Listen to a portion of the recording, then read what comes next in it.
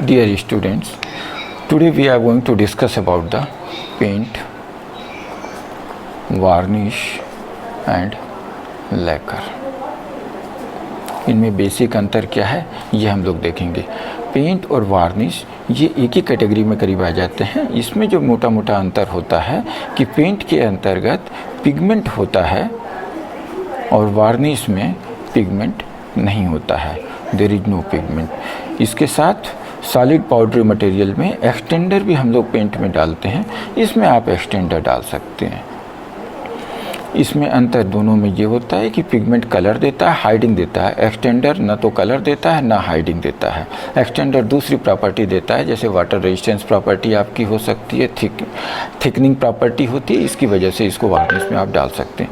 इसके अलावा जो मेजर रॉ मटेरियल होता है वो रेजिन हो सकता है, आयल हो सकता है, पॉलीमर हो सकते हैं, जिनको कि हम लोग बाइंडर कहते हैं.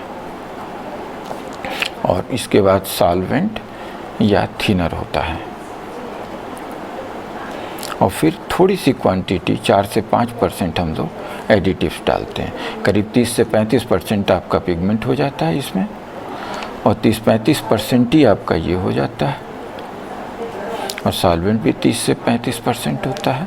ये करीब 4-5% होता है.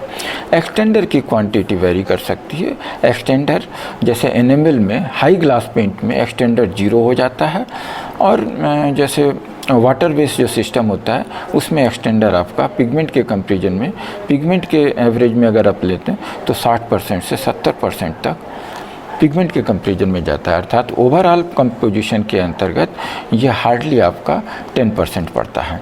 वार्निश के अंदर क्या होता है, एक्सटेंडर होता है, ये भी मटेरियल आपका होता है, ये भी मटेरियल होता है. This additive is also there. Okay. अब लेकर का देखें तो लेकर भी दो तरीके के होते हैं. एक तो होता है पिगमेंटेड लेकर, जिसमें पिगमेंट पड़ता है, और एक होता है क्लियर लेकर, जिसमें पिगमेंट नहीं पड़ता है. क्लियर लेकर को आप वार्निश से कंपेयर कर सकते हैं. जैसे वार्निश ट्रांसपेरेंट होती है, क्लियर लेकर ट्रांसपेरेंट होते हैं. पेंट और पिगमेंटेड लेकर को आप आपस में कंपेयर कर सकते हैं. अब रॉ मटेरियल वाइज अगर देखेंगे तो इन दोनों में जो बेसिक डिफरेंस है, रॉ मटेरियल तो इसमें भी जैसे आपका पिगमेंट पड़ता है, इसमें आपका रेजिन पड़ता है, इसमें आपका सॉल्वेंट और थिनर होता है, इसमें रेजिन और पॉलीमर हो सकते हैं, और इसमें भी आपका एडिटिव होता है. क्लियर लेकर के अंदर पिगमेंट जो है नहीं होता है, रेजिन आपकी होगी, सॉल्वेंट होगा और एडिटिव होगा. अब फिर इनमें और इनमें क्या अंतर है? अगर रॉ मटेरियल तो करीब करीब बराबर है, तो जो बेसिक अंतर होता है यहाँ पर देखिएगा, ये आयल नहीं आया हुआ है. और इसके अंदर जो भी रेजिन या पॉलीमर हम लोग देते हैं, ये रेजिन और पॉलीमर जो इसमें होते हैं, these are high molecular weight material, जो ऑलरेडी सॉलिड अवस्था में होते हैं. Molecular material, these are already in the solid form. तो इसको लगाएंगे कैसे? इसको लगाने के लिए जब इस सॉलिड फॉर्म को हम लोग सॉल्वेंट में घोल देते हैं, सॉल्वेंट में घोलने के बाद से जब अप्लाई करते हैं, तो अप्लाई करने के बाद से किसी सरफेस पर ये ड्राई होता है. ड्राई कैसे होता है? सॉल्वेंट उड़ जाता है. जब सॉल्वेंट उड़ जाता है तो एक सतह के ऊपर आपकी एक ड्राई फिल्म आपको मिल जाती है. इस तरीके से ये आपकी ड्राई फिल्म मिल जाती है. तो इसमें आपके रेजिन, आयल या पॉलीमर, जिस प्रकार इसमें सॉल्वेंट के उड़ने से ये एक हार्ड ड्राई फिल्म बना देते हैं, इसमें ऐसा नहीं होता है. इसमें जैसे आयल है, इसमें दो तरीके से ये ड्राइंग होती है. जो पेंट या वार्निश में जो ड्राइंग होती है, ये जो टोटल प्रोसेस है, ये क्लियर लेकर और पिगमेंटेड लेकर इन दोनों के लिए है. यहाँ पर जो ड्राइंग होती है, ये ड्राइंग दो तरीके से आमतौर पर होती है. एक एयर ड्राइंग होती है और एक होती है बेकिंग. दो तरीके से फिल्म सूखती है. इसमें आपको अगर एयर में भी रखेंगे तो भी ये सॉल्वेंट की इवैपोरेशन से ही आपका सूख जाएगा, लेकिन यहाँ पर ऐसा नहीं होता है. यहाँ पर एयर ड्राइंग सिस्टम के अंतर्गत सबसे पहले तो सॉल्वेंट इसमें उड़ता है, जैसे उसमें उड़ता है, और उसके बाद से रिएक्शन होता है इसमें. ये रिएक्शन को हम लोग बोलते हैं पॉलीमराइजेशन रिएक्शन. और तब जा कर के ये कोटिंग आपकी सूखती है। जैसे इसमें तो सॉल्वेंट खाली उड़ा, कोटिंग सूख गई, इसके अंदर सॉल्वेंट उड़ा लेकिन फिर कोटिंग के अंदर पॉलीमराइजेशन होगा, तब धीरे धीरे ये हार्ड होगी, तब जा कर के ये हार्ड होती है। और बेकिंग में क्या होता है, बेकिंग में 120 डिग्री सेंटीग्रेड के ऊपर 30 मिनट तक कोटिंग को जब हम लोग गर्म करेंगे तब सूखेगी। इसके अंदर आपने कोटिंग तो लगा दिया, कोटिंग लगाया, जब 120 डिग्री सेंटीग्रेड के ऊपर जब इसको गर्म किया जाता है तो इसमें से सॉल्वेंट भी निकलेगा। उसके बाद जो इसके अंदर रेजिन जो मटेरियल होते हैं, ये रेजिन आपस में रिएक्शन करते हैं, रिएक्शन करके बड़ा मॉलिक्यूल बनाता है, बिग मॉलिक्यूल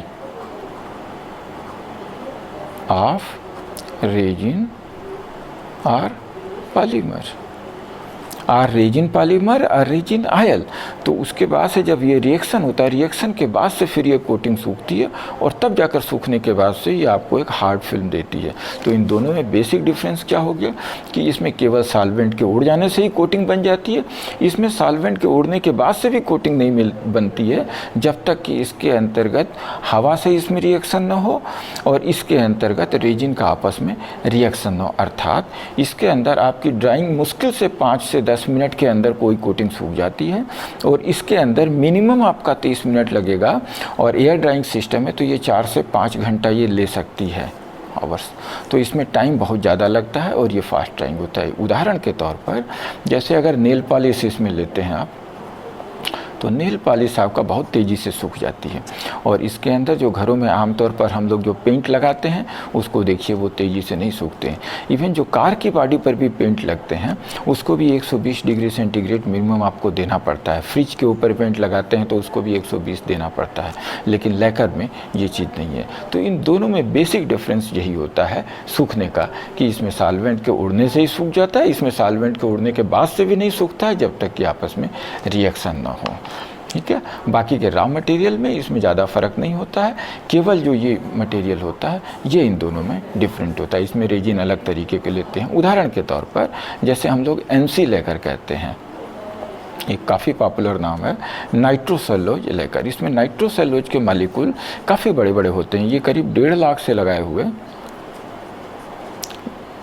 2 लाख तक या इससे ऊपर भी जा सकते हैं, इतने बड़े मॉलिक्यूल होते हैं। तो ऑलरेडी ये पॉलीमर फॉर्म में होते हैं और जब इसको सॉल्वेंट में घोलते हैं तो सॉल्वेंट में घुल जाते हैं, लगाने के बाद से ये सूख जाते हैं सॉल्वेंट के उड़ने पर और एक फिल्म देते हैं। इसके अंदर ऐसा नहीं होता है, इसके अंदर मॉलिक्यूल आपके 10,000 से स्टार्ट हो करके इसके अंदर 1 लाख या इसके ऊपर भी जा सकते हैं। इसमें छोटे मॉलिक्यूल होते हैं, ये छोटे मॉलिक्यूल हार्ड फिल्म नहीं दे पाते जब तक कि इसमें रिएक्शन ना हो।